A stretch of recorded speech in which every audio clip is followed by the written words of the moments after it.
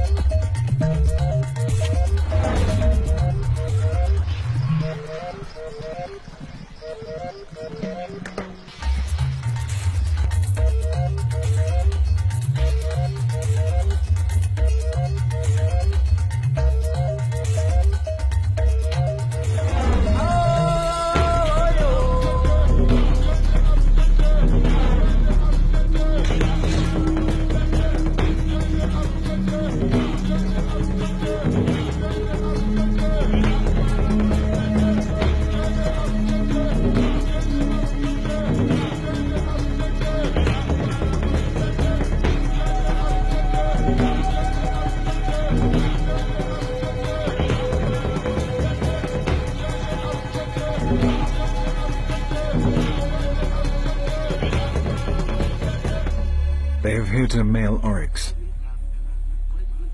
They must now be patient and not lose the trail of the wounded animal. If the arrow has hit a sensitive area, such as the neck or the lungs, the oryx will fall down dead in a matter of hours. But if not, the slow chase can go on for several days.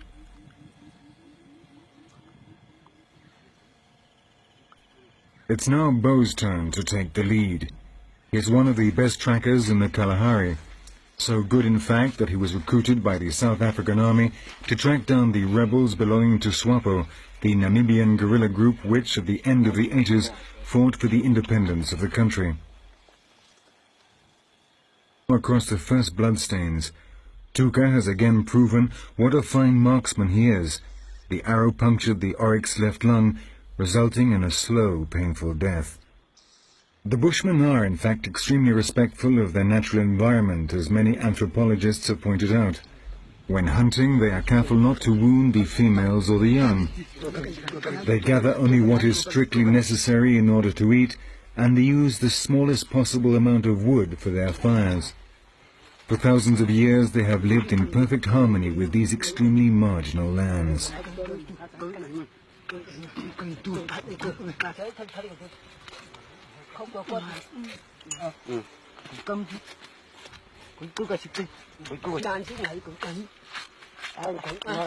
They must cut up the animal very quickly because dangerous hyenas may be prowling around in the vicinity. They haven't heard the story of what happened to the Himba chief, Yakuja Jambiru, but they certainly wouldn't want to find themselves in a similar situation.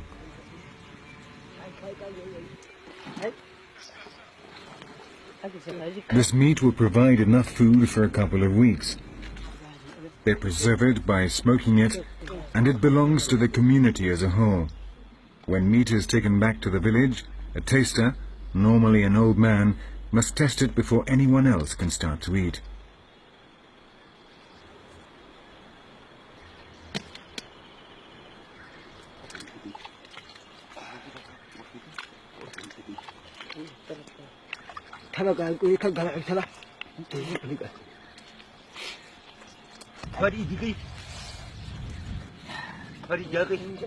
Once they have removed the intestines, they drain the blood out into a hole made in the sand. The Bushmen love bathing in blood, and this is not a ritual. They are simply washing themselves. Another example of how these men have adapted to the desert.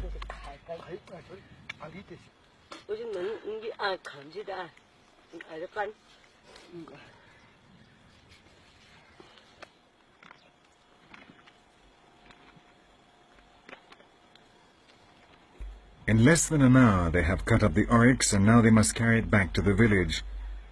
But 4 men are not enough, so they will have to come back later. The meat they leave behind is wrapped in branches and aromatic herbs and then buried.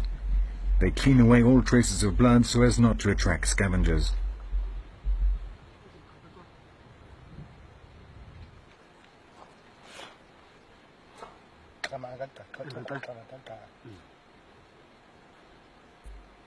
When the Bushmen go out gathering, they take with them reserves of water which they leave around their territory to be used by the men when they go out hunting.